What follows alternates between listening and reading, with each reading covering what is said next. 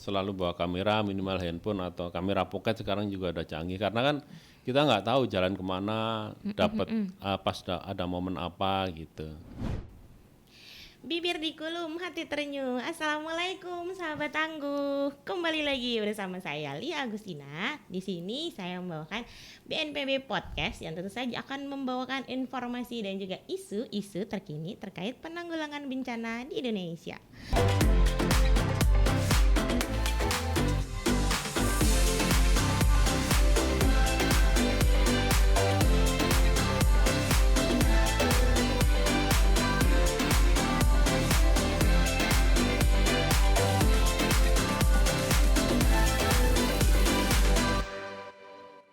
Gimana kabarnya sahabat tangguh? Semoga selalu sehat ya. Udah tahu belum? BNPB ini sekarang lagi menyelenggarakan kembali sebuah lomba kreativitas kebencanaan bertajuk Tangguh Award. Ini sudah berlangsung dari tahun 2012, kembali lagi nih tahun ini dalam 4 kategori yaitu foto, poster, film pendek, dan juga komik strip. Nah, kira-kira sudah membidik mau ikut kategori mana? Atau masih bingung kira-kira mau apa yang mau dipilih. Terus mungkin udah yang berkali-kali ikut tapi belum menang-menang juga. Kira-kira harus tahu nih tips dan triknya untuk bisa menang di Tangguh Award 2022 kali ini. Nah, di podcast BNPB ini kita udah kedatangan tamu ya, udah bersama bintang tamu, narasumber yang akan membagikan nih tips dan trik gimana sih caranya bisa menang di Tangguh Award. Nah, ini sudah bersama, langsung aja kita sapa Bapak Agus Susanto. Selamat pagi Pak Agus. Selamat pagi. Ya, ini Pak Agus Susanto ini adalah pemenang Tangguh Award 2021 kategori foto, betul ya? Iya. Ini juara Juara 2. Juara 2. Lia mau kasih selamat dulu nih ya. Udah menang gitu ya. Gimana perasaannya waktu dikasih tahu, diinformasiin sama panitia bahwa menang nih gitu? Seneng aja sih. Seneng ya. Iya. Tapi emang udah pernah ikut Tangguh Award sebelumnya atau ini baru pertama kemarin? Beberapa kali ya, 2018 itu nominator, 2020 juga nominator, baru 2021 ini menjadi juara 2 gitu, ya. Alhamdulillah akhirnya dapat juara 2. Mungkin ikut lagi nanti dapat juara 1 ya Pak. Amin. Nah, ikutnya kategori foto. Berarti memang sehari-hari berkutatnya di bidang foto atau gimana? Fotografi atau gimana? Iya, saya wartawan foto di Harian Kompas. Wartawan. Gitu. Oh, no wonder ya, kita dapat pemenangnya langsung dari expertnya. Berarti setiap hari memang bawa kamera ya kemana-mana ya? Iya. Oke. Nah, kalau lihat kepo nih, tahun lalu dapat hadiahnya, boleh di-spill nih ke sahabat tangguh. Dapatnya apa sih waktu menang tuh? Dapatnya uang berapa ya? 7,5 atau berapa ya kalau juara 2 itu? Agak lupa juga. Juara 2 dapat 7,5 ya. Oh, ya, alhamdulillah. Nih mungkin kita akan bagi nanti tips triknya ya supaya sahabat tangguh nih kan pasti banyak yang mau ikutan ya, tapi mungkin masih bingung gimana sih cara biar kita tuh mungkin berpeluang menang gitu ya Pak ya. Kemudian gimana sih cara ngambil momen-momen supaya bagus nih hasil karyanya gitu ya Pak ya. Tapi sebelum itu kita Lia mau kasih tahu dulu ya foto hasilnya Pak Agus nih kayak gimana yang menang Tangguh Award 2021. Nah, ini dia. Ini dapat juara 2 nih. Tapi Lia mau nanya dulu nih. Ini bisa diceritain enggak sih Pak? Momen ini terjadi kapan, di mana, boleh? Oh iya. Jadi momen ini terjadi di Kecamatan Teluk Jambe Barat di Kabupaten Karawang, Jawa Barat, sekitar tanggal 9 Februari 2021 gitu. Sebenarnya sudah 2 hari ya daerah situ tuh banjir lumayan karena daerah situ tuh kan memang rendah dan pertemuan arus Sungai Cibeet sama Sungai Citarum gitu. Terus saya hari keduanya ke sana, terus dapat informasi dari warga setempat itu kalau ada aktivitas warga yang menyelamatkan padinya, panen padi lebih awal gitu. Karena di kalau di huniannya itu udah agak mulai surut gitu. Oke. Jadi saya fokusnya cuman motret di daerah areal persawahan itu sekitar 2 jam di situ ngamatin lokasinya gitu. Kalau setahu saya ya kalau di fotografi itu ada teknik-teknik. Nah ini menggunakan teknik apa? Kemudian ambil dari sudut angle yang mana dengan kamera seperti apa mungkin Pak? Biar kita tahu nih Oh ya. teknisnya. Ini dengan kamera drone tapi nggak terlalu tinggi juga, paling sekitar 10 di bawah 15 meter gitu. Oke. Karena saya memang fokus ke petani yang gotong royong narik padi itu. Jadi kalau terlalu luas juga malah nggak kelihatan juga. Sama saya mengambil center titik poinnya di tengah, nunggu petaninya itu ada di tengah-tengah pas jalur airnya itu, jadi kelihatan menarik gitu. Pasti yang diambil pada saat momen tersebut nggak cuma satu foto ya, karena pasti banyak nih ambil. Kenapa foto ini yang diambil kemudian dijadikan sebagai oke nih kayaknya bisa nih buat lomba Tangguh Award? Karena saya juga bawa kamera mirrorless juga, cuman memang nggak terlalu memperlihatkan dampaknya gitu. Jadi memang kalau close up gitu-gitu memang pakai kamera mirrorless itu ya. Tapi kalau suasana terus menunjukkan dampaknya, lokasi banjirnya itu dan kedalaman airnya itu memang harus pakai drone gitu. Oke, mungkin ini foto yang paling bercerita kali ya Pak ya, pesannya sampai dampaknya, kemudian ada para petani yang di situ bisa menceritakan bagaimana kesulitan mereka saat banjir gitu kali ya Pak ya. Oke, jadi ini sahabat Tangguh, jadi kalau mau ikutan berarti ambil foto yang pesannya sampai dengan satu foto ini bisa sampai ke juri lah minimal ya, dapat pesannya gitu. Oke. Nah, kalau Pak Agus sendiri sehari-hari memang berburunya foto-foto kebencanaan atau tiap hari nyari tergantung momen aja? Enggak juga ya. Kalau di Kompas itu kan hampir seluruhnya ya, dari politik, metropolitan sampai olahraga ya. Jadi ya tergantung penugasan sama ide-ide kita mau kemana, jalan kemana, tinggal lapor bosnya gitu. Tapi dari misalnya selain dari pekerjaan yang harus harus banyak hunting foto, mungkin punya passion sendiri. Saya suka nih kalau ngambil foto-foto misalnya ada modelnya, atau suka nih foto-foto tentang cerita tentang sesuatu. Mungkin memang ya tergantung penugasan aja. Saya lebih suka feature kemanusiaan gitu, sama biasanya kalau ada bencana saya yang suruh berangkat. Oh, berarti taste-nya udah di sana ya? Dari tsunami 2004 di Aceh, saya hampir 2 bulan di sana. Terus terakhir di Gunung Semeru itu juga ke sana gitu. Yang letusan Gunung Semeru gitu. Ya, jadi memang sudah tahu ya cara ambil angle-nya seperti apa.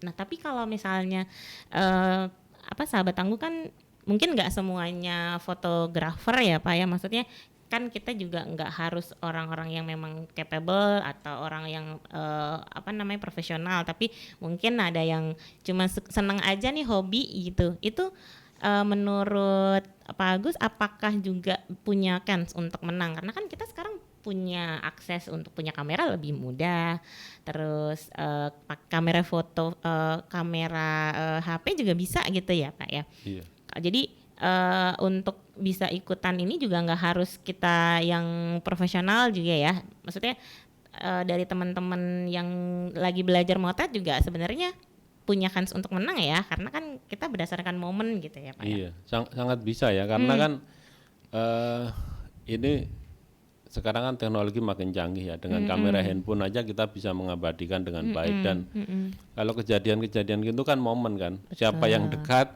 siapa yang siap, dia yang dapat gitu. Dia yang lebih dahulu.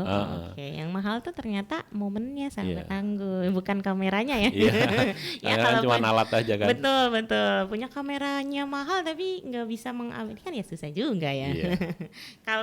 Nah kita masuk nih ke tips dan triknya. Kalau Pak Agus gimana? Kalau kan udah sering nih ikut lomba berdasarkan yang sebelumnya di Tangguh Award juga ternyata beberapa kali ikut. Mungkin selain Tangguh Award juga sering ikut lomba-lomba foto. Iya, lomba-lomba foto lainnya juga kadang ikut yang sesuai dengan minat kita gitu. Misalnya kebencanaan, feature-feature gitu. Kalau yang model-model nggak pernah. Oh enggak, kayaknya enggak cocok gitu ya. Tapi sering menang Pak atau gimana Alhamdulillah, ceritanya? ya kadang-kadang juga. Nah, berarti udah tahu nih kira-kira bisa bagi tips dan trik ke sahabat tangguh. Kalau mau ikut tuh gimana ya supaya minimal masuk nominasi aja udah seneng ya Iya, gitu. Ha, gimana nih? Ada tipsnya nggak? tipsnya ya buat sahabat tangguh selalu bawa kamera, minimal handphone atau kamera pocket sekarang juga udah canggih karena kan kita nggak tahu jalan kemana, dapat pas ada momen apa gitu. Oke. Sama sebisa mungkin ngelihat foto-foto yang pernah menang di Tangguh Huat di IG-nya kan ada itu. Iya, betul. Jadi foto yang pernah menang kayak gini-gini. Kalau bisa nggak seperti itu lagi karena biasanya kalau jurinya sama atau jurinya salah satu hampir sama biasanya yang kayak gitu udah pernah menang gitu. Itu triknya biar nggak terulang di foto pemenang berikutnya gitu. Tuh tips dan triknya. Jadi kita punya referensi ya Pak Iya. untuk yang pemenang-pemenangnya kan kita juga sudah share tuh di salah satunya di Instagram BNPB juga banyak kita bisa lihat foto yang pernah menang dan nominasinya gitu. Jadi teman-teman sahabat tangguh bisa lihat nih, oh yang kayak gini kayaknya menarik nih, saya bisa nih kayaknya gitu ya, referensinya jadi kita punya banyak. Tapi juga jangan yang harus sama banget, harus punya taste juga, punya makna juga gitu ya. Ada lagi tips dan triknya? Dan yang penting sesuaikan dengan tema itu. Temanya apa? Kalau temanya kita tahu kan kita bisa memilih lebih pas gitu. Misalnya kita punya 10 foto jagoan, kira-kira yang lebih sesuai itu fotonya yang ini gitu. Jadi kita bisa menyeleksi dari awal gitu. Iya, ini benar harus sesuai tema, jangan kemana-mana ya. Kita nanti langsung gugur, belum apa-apa udah langsung gugur. Dan setahu saya untuk kategori foto ini salah satu yang peminatnya cukup banyak. Jadi lawan-lawannya Pak Agus kemarin di 2021 itu banyak loh untuk bisa nominasi dan juga untuk bisa menang tuh luar biasa gitu. Tapi jangan khawatir, kita tetap pasti akan melihat dari karyanya bukan backgroundnya ya gitu. Oke, maksudnya background siapa yang ikutan, tapi lihat benar-benar karyanya seperti itu. Nah, Pak Agus, ini kita menarik banget ya pembicaraannya, tapi kita mau main biar lebih seru lagi. Kita mau main mitos atau fakta. Udah pernah main ini? Belum ya, memang cuma ada di BNPB. Jadi pasti belum. Ya, ke Citos kita beli kacamata. Yuk kita main mitos atau fakta.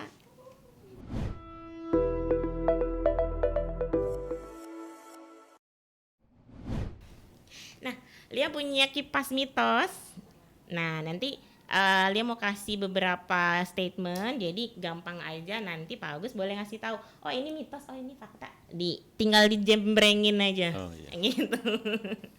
Oke, kita bisa mulai ya mitos atau faktanya. Yang pertama, taran. Nih. Foto pakai kamera smartphone ini lebih estetik daripada kamera biasa. Maksudnya kamera biasa nih kameranya DSLR gitu ya. Oke, ini saya konfirmasi dulu nih yang dari tim BNPB podcastnya supaya nggak salah nih. Jadi pakai kamera smartphone sebenarnya lebih estetik Pak dibanding yang kamera biasa. Apa? Iya betul gitu. Mitos. Oh mitos, langsung tanpa babi bu langsung dijawab dengan mitos. Boleh nih, gimana? Jadi yang benar gimana tuh? Enggak juga.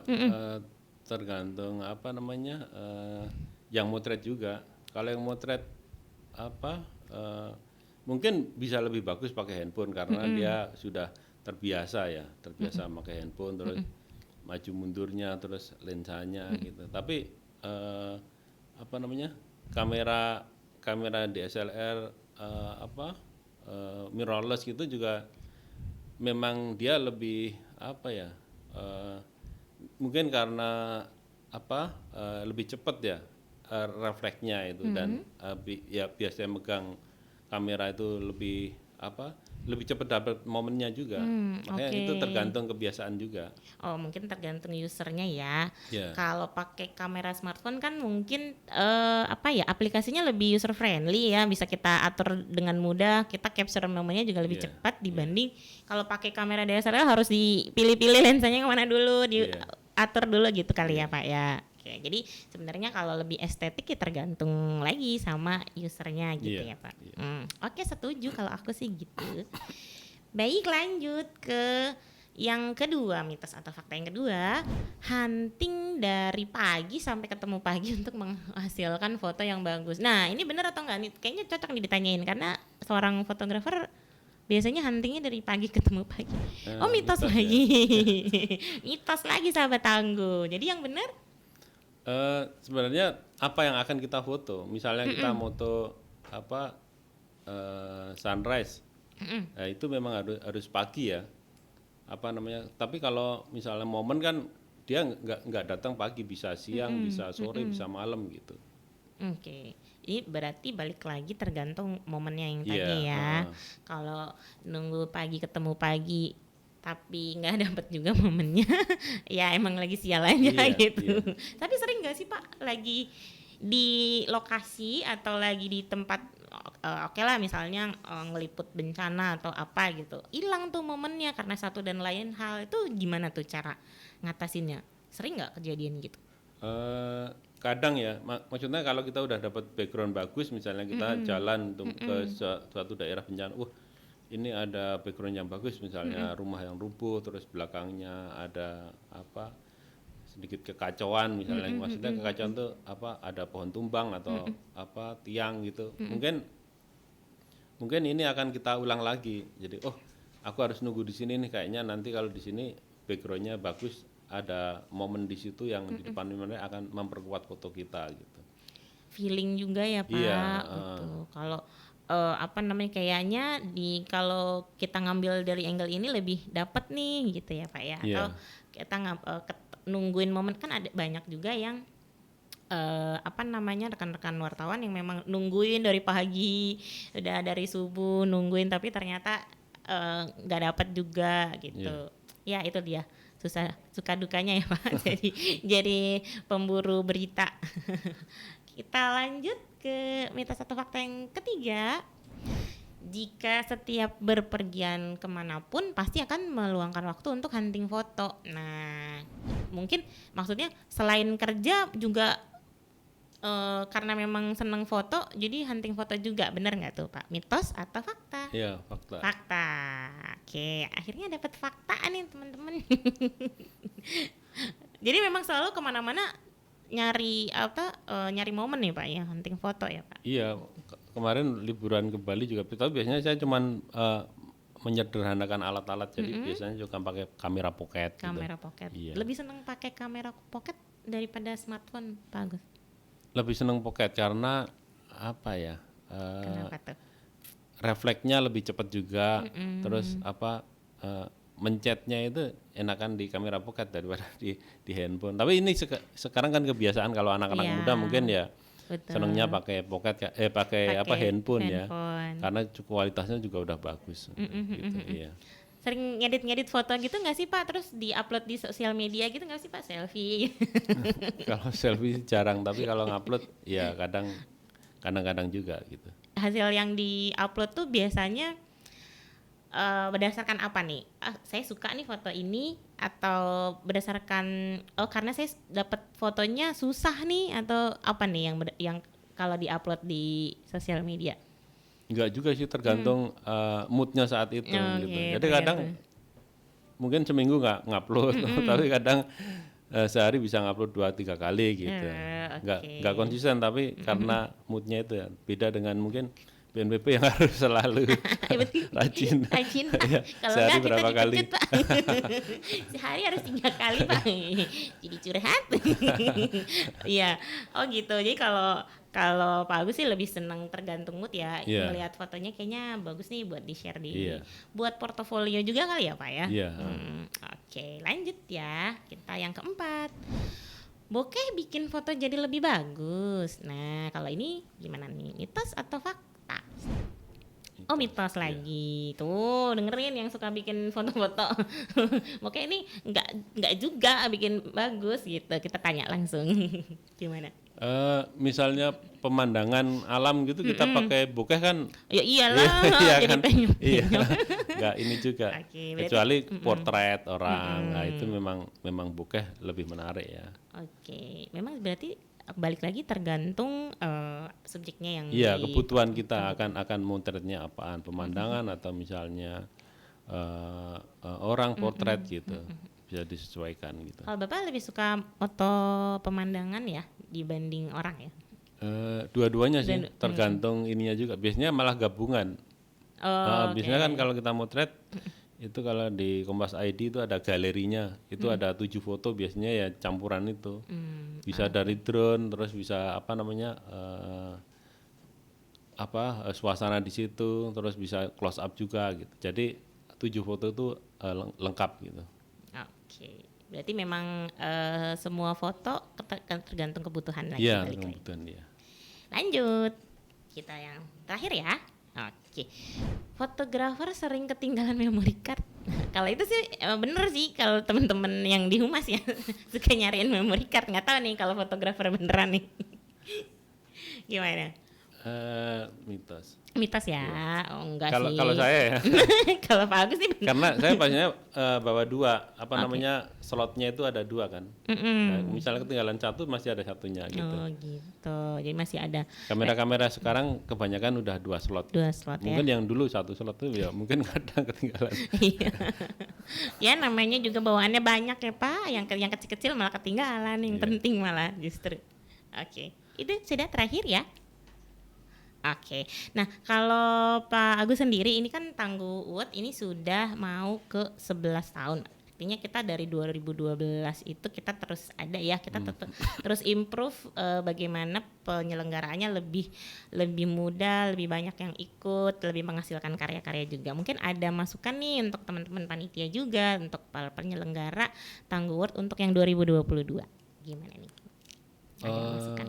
Masukannya ya buat panitianya, semoga ini terus berlangsung ya. Jadi ini kan jadi kayak wadah, terus momentum atau ikonnya. Oh, kalau foto-foto kebencanaan tuh ya kayak kiblatnya itu ada di di Tangguh Award gitu. Jadi sebisa mungkin akan terus terlaksana. Terus mungkin syarat-syaratnya itu kan memang bisa dipermudah. Mungkin kesulitan misalnya ngirim foto atau ada kendala waktu pengirimannya gitu. Kesulitan nggak sih Pak sebelumnya kalau pas ketika upload, ketika mau daftar? Enggak sih kalau jauh-jauh sebelumnya, tapi kadang kalau pas puncaknya misalnya deadline-nya nanti jam 24 00 biasanya kan agak padat kan itu. Ya. Oh ya betul Ya biasanya. mungkin panitia bisa menggembor-gemborkan lagi. Ini udah mau deadline ya 3 hari, 2 hari atau sehari. Jadi kita juga siap-siap. Oh iya ya kurang sehari ya aku harus kirim nih. Kan kalau enggak nanti malam pasti akan traffic, pasti akan agak berat gitu.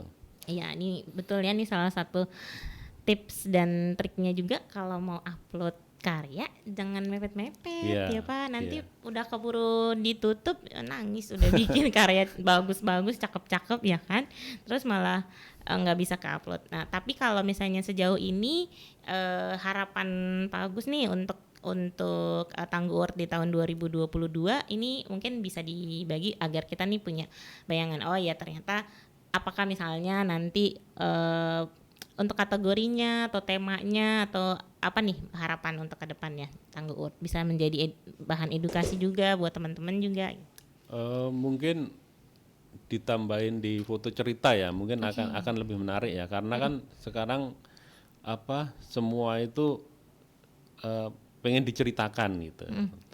Dengan foto cerita bisa 5 foto atau 7 foto itu pasti akan lebih banyak yang ikut juga ya, karena kan ketertarikan sekarang nggak mungkin dengan single foto gitu dia merasa nggak kuat, tapi kalau dengan foto cerita gitu akan menjadi kuat gitu. Itu mungkin akan menarik ya, menjadi menjadi bahan, dan pegiat fotografi pasti akan lebih senang, lebih tertarik untuk ikut gitu. Oke, ini sangat masukan yang sangat berharga banget ya untuk kami dan juga untuk panitia Tangguh Award di sekarang dan juga masa-masa yang akan datang, siapa tahu bisa nih bener foto bercerita gitu ya Pak ya. Oke, baik. Nah, sahabat Tangguh, itu dia ya tadi bincang-bincang saya bersama Bapak Agus. Ini salah satu pemenang dari Tangguh Award 2021. Nih jangan lupa ikutan yuk. Pendaftarannya sudah dibuka mulai 4 Juli kemarin sampai dengan September mendatang, 30 September ya tepatnya. Nah, ini walaupun masih lama, oh ya ada di sebelah sini nih pendaftarannya. Ada di sini ya, ikutan. Karena walaupun pendaftaran masih lama, ini sahabat Tangguh udah bisa mendaftar, sudah bisa membidding kira-kira aku mau ikutan apa ya. Boleh nih foto, nanti ikut saingan nih sama Pak Agus. Jangan berkecil hati karena kita menilai berdasarkan karya. Kemudian jangan lupa juga follow sosial medianya BNPB karena di sana kita sosial medianya juga ada di sini. Nah, kita juga akan menginformasikan berbagai informasi-informasi menarik, mulai dari pendaftaran, caranya, uploadnya gimana, hashtag yang harus digunakan. Jangan sampai sahabat Tangguh daftar tapi nggak ikut sesuai dengan persyaratannya. Jangan sampai nanti malah keburu didiskualifikasi. Nah, kayaknya udah dulu podcast kita kali ini. Lia harus undur diri ya ke Kediri beli es kelapa. Lia undur diri. Sampai jumpa. Dadah.